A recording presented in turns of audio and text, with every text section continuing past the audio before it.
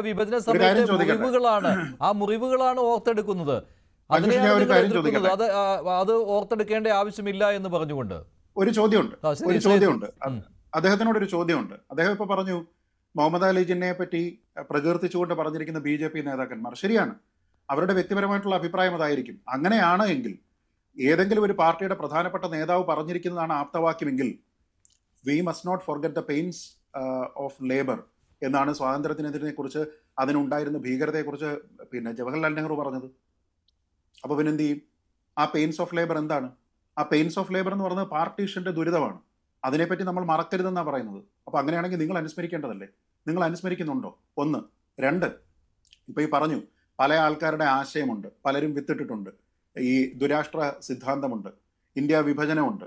പക്ഷേ ഇപ്പൊ ഞാൻ ചോദിക്കട്ടെ, ഇപ്പൊ ഈ പറഞ്ഞിരിക്കുന്ന ഏതെങ്കിലും ഒരു വ്യക്തി അല്ലെങ്കിൽ ഹിന്ദു മഹാസഭ ഇവർ പറഞ്ഞതിന്റെ പേരിലാണോ ഇന്ത്യ വിഭജനം ഉണ്ടായത്? ഇന്ത്യ വിഭജനം ഉണ്ടായത് ഈ മീറ്റിങ്ങിന് ശേഷമാണ്. കാണുമോ?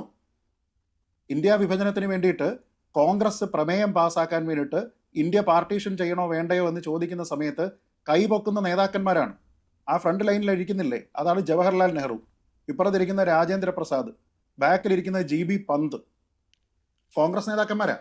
ഇന്ന് ഇങ്ങനെ ഈ കൈ പൊക്കിയത് കൊണ്ടാണ് ഫോട്ടോഗ്രാഫർമാരെ പോലും അനുവദിക്കാതിരുന്ന് രഹസ്യമായി മീറ്റിംഗ് നടത്തുന്ന സമയത്ത് ഇന്ത്യ പത്മവിഭൂഷണോ മറ്റോ കൊടുത്ത് ആദരിച്ചിരുന്ന ഹൊമായി വ്യാരവാല എന്ന് പറയുന്ന ഫോട്ടോഗ്രാഫർ അവിടെ ടേബിളിന്റെ അടിയിൽ ഒളിച്ചിരുന്നെടുത്തിരുന്ന ഫോട്ടോയാ. ആ ഫോട്ടോയാ ഏതാ? പാർട്ടീഷൻ വേണോ എന്ന് ചോദിക്കുന്ന സമയത്ത് നെഹ്റു കൈപൊക്കുന്നു. അപ്പൊ ആ തീരുമാനത്തിന്റെ അടിസ്ഥാനത്തിലാണ് പാർട്ടീഷൻ വരുന്നത്. കോൺഗ്രസ് അതിനെ അംഗീകരിക്കുകയാണ്. അതല്ലാതെ ഇതുമായിട്ട് ആശയം വിത്തിട്ടിരിക്കുന്ന നിരവധി ആൾക്കാരുണ്ടായിരിക്കും. ഞാൻ ചോദിക്കുന്നത്, ഹിന്ദു മഹാസഭ വിത്തിട്ട ആശയത്തിനെ മുള പൊട്ടിച്ചു കൊണ്ടുവന്ന് അതിന് വെള്ളമൊഴിക്കുന്ന പണിയായിരുന്നു ജവഹർലാൽ നെഹ്റുവിന്? അപ്പൊ ഞാൻ ചോദിക്കുന്നത് ഇത് മാത്രമേ ഉള്ളൂ, വളരെ ലളിതമാണ്. താങ്കൾ ഈ പറഞ്ഞിരിക്കുന്ന ജിന്ന പാർട്ടീഷൻ ഹൊറേഴ്സ് ഡേയിൽ ഇല്ല. താങ്കൾ ഈ പറഞ്ഞിരിക്കുന്ന ഹിന്ദു മുസ്ലിം വിരോധം പാർട്ടീഷൻ ഹൊറേഴ്സ് ഡേയിൽ ഇല്ല. ഇതിലാകെയുള്ളത് മുഖം നഷ്ടപ്പെട്ട, ഏത് ജാതിയാണ് ഏത് മതമാണെന്ന് അറിയാത്ത 2 കോടി മനുഷ്യരാണ്. അവരുടെ ട്രാൻസ് മൈഗ്രേഷനാണ്. അതിലുള്ള സ്ത്രീകൾ ഏതൊക്കെയോ മതവിഭാഗത്തിലുള്ള ഏതൊക്കെയോ സ്ത്രീകൾ ഉണ്ടായിരിക്കും. ബലാത്സംഗം ചെയ്യപ്പെട്ടിരിക്കുന്ന 75,000-ൽ, മരിച്ചുപോയിരിക്കുന്ന 20 ലക്ഷം ആൾക്കാരിൽ ഹിന്ദുക്കൾ മാത്രമേ ഉള്ളൂ, മുസ്ലിങ്ങൾ മാത്രമേ ഉള്ളൂ? എല്ലാവരും ഉണ്ട്. ഇതിന്റെ കൃത്യമായ കണക്ക് നമ്മുടെ കയ്യിലുണ്ടോ? ആ ഒരു ദിനം ഓർക്കുക എന്ന് പറഞ്ഞു കഴിഞ്ഞാൽ ജാലിയൻ വാലാബാഗ് മെമ്മോറിയൽ സ്ഥാപിച്ചത് കോൺഗ്രസ് അല്ലേ? ലളിതമായ ചോദ്യമാണ്. ജാലിയൻ വാലാബാഗ് ദുരന്തം എന്ന് പറയുന്നത് ഇന്ത്യയെ സംബന്ധിച്ചിടത്തോളം ഏറ്റവും വലിയൊരു ട്രാജഡിയാണ്. അപ്പൊ അങ്ങനെയാണെങ്കിൽ അവിടെ മെമ്മോറിയൽ സ്ഥാപിച്ചത് എന്തിനാ? നമ്മൾ അതിനെ പിന്നെ എന്തിനാ ഓർക്കുന്നത്? അത് ഓർക്കണം, നമ്മളത് മറക്കാൻ പാടില്ല. കാരണം ഇങ്ങനെയുള്ള കുറേയധികം മനുഷ്യരുടെ ത്യാഗത്തിന്റെ ഫലമാണ് നമ്മുടെ സ്വാതന്ത്ര്യം എന്നുള്ള അനുസ്മരണമാണ്. ഇപ്പോ താങ്കളിപ്പോ ഈ പല രാഷ്ട്രീയ നേതാക്കന്മാരുടെ കാര്യം ഇപ്പൊ പറഞ്ഞല്ലോ, അദ്വാനിയുടേതും ജസ്വന്ത് സിംഗിന്റേതും ഒക്കെ പറഞ്ഞല്ലോ. വളരെ ലളിതമായിട്ട് ഞാൻ പറയാം. താങ്കളുടെ പ്രധാനപ്പെട്ട നേതാവും തിരുവനന്തപുരം MP-യുമായിട്ടുള്ള ശശി തരൂർ, അദ്ദേഹത്തിന്റെ അഭിപ്രായത്തിൽ ഈ വിഭജന ഭീതി ദിനവുമായി ബന്ധപ്പെട്ട് നേരത്തെ അദ്ദേഹത്തിന് ചെറിയൊരു അഭിപ്രായ വ്യത്യാസം പറഞ്ഞിരുന്നു. പക്ഷെ അദ്ദേഹം UN-ൽ ഉണ്ടായിരുന്ന സമയത്താണ് UN ഔദ്യോഗികമായിട്ട് 20 വർഷം മുമ്പ് തീരുമാനിക്കുന്നത് എന്താണ്? ഈ ഹോളോകോസ്റ്റ് റിമെമ്പറൻസ് ഡേ എന്ന് പറയുന്നത് UN തന്നെ ആചരിക്കണം എന്ന് തീരുമാനിക്കുന്നത്. അത് അദ്ദേഹം പറഞ്ഞിരുന്ന കാര്യങ്ങൾ എന്തൊക്കെയാണെന്നറിയോ? ചരിത്രപരമായിട്ടുള്ള തീരുമാനമാണ് എന്ന്. അതായത് ഇത് ഹിസ്റ്റോറിക് ഡിസിഷനാണ്.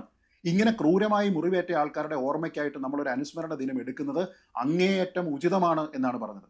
ഈ വംശഹത്യയുടെ ചാരത്തിൽ നിന്നാണ് UN ഉണ്ടാകുന്നത് എന്ന് പറഞ്ഞു. ഇതെല്ലാം ഈ കോണ്ടെക്സ്റ്റിലേക്ക് കൊണ്ടുപോവാ. ഈ വംശഹത്യയുടെ ചാരത്തിൽ നിന്നാണ് UN ഉയർത്തത് എന്ന് പറയുന്നത് പോലെ പാർട്ടീഷൻ ഹൊറേഴ്സ് എന്ന് പറയുന്ന ചാരത്തിൽ നിന്നാണ് ഇന്ത്യ ഉണ്ടായിരിക്കുന്നത്. അതുകൊണ്ട് തന്നെ അപ്രോപ്രിയേറ്റ് ആണ് അന്ന് മരിച്ചിരിക്കുന്ന, മുറിവേറ്റിരിക്കുന്ന, ക്രൂരമായി പീഡിപ്പിക്കപ്പെട്ടിരിക്കുന്ന ആൾക്കാരെ ഓർമ്മിക്കുക.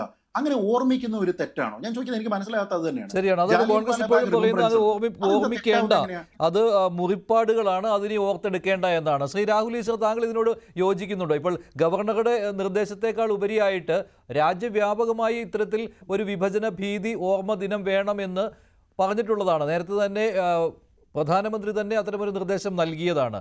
പക്ഷേ അത് കോൺഗ്രസും ഇടതുപക്ഷവും അത് വേണ്ട എന്നുള്ള നിലപാടിലാണ് ഇപ്പോഴും. താങ്കൾ ഏത് പക്ഷത്താണ്?